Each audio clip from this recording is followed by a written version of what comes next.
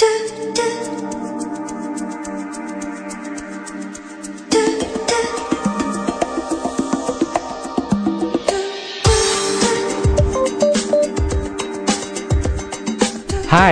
my name is Guirjen, and this is my Faculty Mark Assignment 2 in Nursing Administration 1 or N240 in partial fulfillment of the requirements for the degree of Master of Arts in Nursing, major in Adult Health Nursing at the University of the Philippines Open University. Now, what are the virtues of a true leader? Are leaders born or are leaders made? Can you learn to be a leader? Let us all find out the answers to these questions and more about nursing leadership, management, and administration from a leader herself. She is no other than my mentor, my friend, and my superior, Ms. Maria Karina M. Santos, RN-MAN, the Director of Nursing Service of Davao Doctors Hospital. There is a relatively small segment of leaders in the world of healthcare. Individuals who seem able to build relationships, trust, and rapport with almost anyone, and then are able to broker the relationships and make connections between people, creating partnerships and alliances, and motivating forward momentum to get things done. Maria Karina Santos is one of these people, and getting things done and driving results through collaboration, partnerships, and relationships as a senior manager in the healthcare industry is what she is all about. With an enthusiastic and genuinely friendly attitude, Ma'am Karina radiates a sincere passion for delivering value and benefits to her customers. Born on the 29th of September 1968, Maria Karina Manulid was one of the 5 children of Aida and Jose Manulid. She earned her primary and secondary diplomas at Ateneo de Davao University. Ma'am Karina earned her Bachelor of Science in Nursing degree at San Pedro College in 1989. She also received her Master of Arts in Nursing degree, major in Nursing Administration at Father Saturnino Urios University in 2009. She started her career as a staff nurse in Davao Doctors Hospital in 1990. She was then assigned in various nursing units until she was promoted as a nursing supervisor, a clinical training coordinator, and even a director of ancillary services. In 2009, she was designated to be the director of nursing service in Davao Doctors Hospital as she has top-notch qualifications working across the entire healthcare continuum, the providers, payers, and customers. At the same time, she is also a loving wife to her husband, Mr. Edward Santos, and a nurturing mother to her 2 kids, Jean Paulo and Jose Gabriel. But what is absolutely clear is that she has a great deal of value to offer the right company, and while the actual job title may vary, it will almost certainly include some combination of strategic planning, operations, partnership and alliance building, account management and customer relations, marketing, and fundraising. Friends, it is my pleasure to introduce to you the Director of Nursing Service of Davao Doctors Hospital, Ms. Maria Karina M. Santos, RN-MAN. Hi ma'am, good morning. Hi. Good morning, June. Good morning. First and foremost, I'd like to thank you for gracing this interview, ma'am. So, I'm so happy that you're very cooperative and the rest of the Nursing Service Department. My pleasure, June. Okay, the questions that I made are from the different books of nursing leadership and management, from the internet, and most especially from my colleagues here in the institution. Really? Yes, ma'am. Okay. So let's start. Ma'am, can you describe to us your typical day, the typical day of Maria Karina Santos? Okay, I wake up at 5 in the morning, and I start my day with a prayer, thanking the Lord for everything that He has done for me and my family, and of course the nursing service department. At 7:30 a.m. I'm in the office and I start my day. First, I have to browse on the supervisor's logbook just to check on the problems that have occurred in the night shift, PM shift, and morning shift of yesterday. And then I also make my rounds. And then after that, I have to attend a lot of meetings. And I also visit the departments during my rounds and ask them how they are and their operations. Do they have any problems? And I also get a chance to meet the head nurses during the head nurses meeting. So how would you describe, or how would the staff and colleagues describe your leadership style? I'm more of a coach, a mentor, a motivational management style, and perhaps accessible. Ma'am, what are the most important values and ethics that you demonstrate as a leader? Yes, first and foremost, ethical behavior in all things. Fairness, humility, respect, and discipline. Can you name a person who has had a tremendous impact on you as a leader? How and why po? I should say that I am fortunate that I was able to work with 3 directors of nurse, the president of the hospital.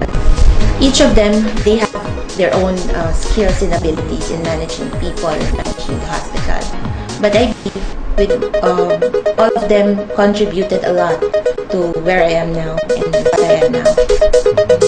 Human as we are, we also commit mistakes or sometimes bloopers. I'd like to know, ma'am, what was the worst or most embarrassing aspect of your career as a nurse or as a nurse manager?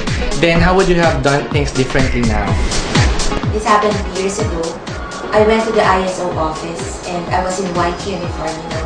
And then I was looking for an SOP as reference, and I saw this computer chair, no, and then in front of me, and then I grabbed it and then sat on the chair. I fell down and then flat on the floor. Imagine that, wearing that white uniform, Right. and then everybody in that room was laughing, and then I was really embarrassed because I was in white uniform. And then right now, to correct that, every time I use a computer chair, I make sure that it is functional. Okay, this one is a very popular question these days. What was the biggest mistake that you made as a leader, and what did you do to make it right? Every time I make a decision for the department, it's always for the good of everyone. I always make it a point that my decision would benefit the patient, the hospital, and the employees as well. And I also have this thinking in mind. When I decide on something, I should stand by it. Ma'am, let's talk about conflict management. Tell me about a time when the going get really tough. Yeah. How did you rally the staff and build morale? There's this one unit in the second floor wherein I felt that the morale really went down because when I was doing my rounds, and also the supervisors reported to me that their logbook, their unit logbook, had these comments on the side about personnel pull out. We have this contingency plan about manning. If there's a need to add more nurses to one unit, we can pull out from other floors. And it seems that they do not understand, and they really felt that they are being isolated. Parang sila yung napupull out. And it's not. So what I did was, I met them. We conducted a meeting with them. It was an open communication. Everyone was encouraged to speak up, and I explained detail per detail. And I'm happy that after that meeting, everything was solved. Would like to ask how do you help a new employee understand the culture of the organization? First and foremost, you have to introduce what is Davao Doctors. The history of the hospital should be introduced to the new employees. And you have to have a very good orientation on them. That's very important. What are the methods that you have used to gain commitment for the team or from your team? Yes. Constant communication, and you have to ensure that the communication is open between nurses, head nurses, and the supervisors as well as the director. And of course, giving feedback is very important also. What are the most important decisions that you make as a leader of the organization? Promoting people. I should be cautious on promoting people that are really qualified for the position, because being a leader is not an easy task. And as a director, you have to have a group of leaders or managers that will really support you for the department to be successful. One of the heaviest decisions that a director should make is when a staff does not perform, you have to let them go. Okay? For me, that is the heaviest, because this would entail emotions. How have you encouraged learning and development of the employees, ma'am? I encourage them to join conferences, conventions, and I make sure that they're also updated with the trends in nursing. On top of that, we have this program in nursing wherein we send our managers, our skilled nurses to trainings and conferences outside Davao City. Wow. Or what is the biggest challenge a leader like you face today? It's how to inculcate to them the value of good customer service. Because when you have this one, everything follows. It's a domino effect when you have good customer service. What was the most significant change or contribution that you brought about in an organization? The non-conformance reports have dropped down. Medication errors somehow. Statistics went down, and of course the run-out IV. One move was to transfer personnel from one unit to another to augment the staffing needs of the other unit. The operating room, for some time kasi we experienced low census, and at that point of time my analysis was we had so much personnel in the unit. So every time there's a resignation, I make sure that no refill yet. No nurse will be hired for that position. Right now, the OR is doing well, and I'm happy to say that to you. I know you're already a leader. Yes. Yes, but I'd like to know what are you doing to ensure or that you continue to grow and develop as a leader?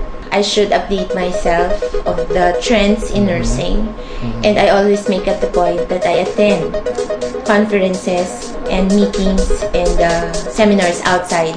I have also attended seminars and conferences for safety outside the Philippines. So I was fortunate enough that I was sent by the hospital to this kind of activities. And this will benefit, of course, the nurses and the nursing service. Ma'am Karina, I want to ask, how do you want to be remembered as a leader? I want to be remembered as a leader that is who is principled, and I also want to be remembered as a leader who inspires people to strive hard, as a leader who inspires everyone to be driven and believe in themselves. And I also want to be remembered as a nurturing support to them, and of course an advocate for safety.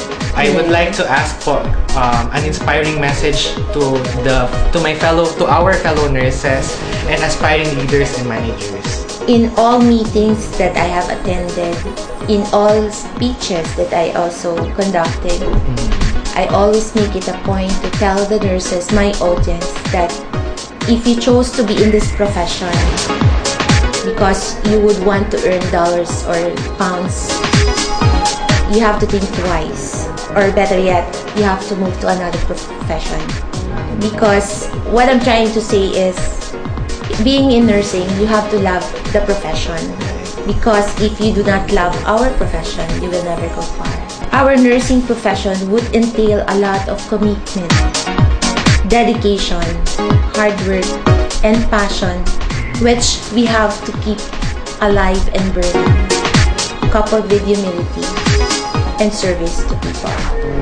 With that, I would like to thank you so much, ma'am, for the time that you shared me and for the cooperation, ma'am. I really appreciate it, ma'am, from the bottom of my heart.